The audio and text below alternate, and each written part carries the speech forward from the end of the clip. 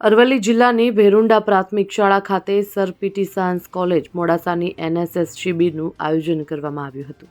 આ શિબિરમાં સ્વયંસેવક યુવાનો અને શાળાના વિદ્યાર્થીઓમાં વોકલ ફોર લોકલ, ઉદ્યમિતા અને સ્વદેશી વિચારના પ્રચાર તેમજ પ્રસાર પર ભાર મૂકવામાં આવ્યો હતો।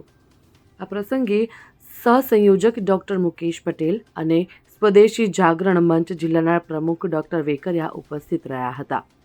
વક્તાઓએ તેમના પ્રેરક વ્યાખ્યાનો દ્વારા વિદ્યાર્થીઓને સ્વદેશી વિચાર અપનાવવા માટે પ્રેરિત કર્યા હતા અને સ્વદેશી વસ્તુઓ અપનાવવાના શપથ પણ લેવડાવ્યા હતા।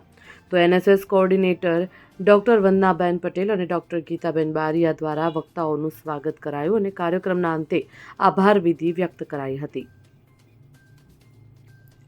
Bureau report, Gujarat fight news.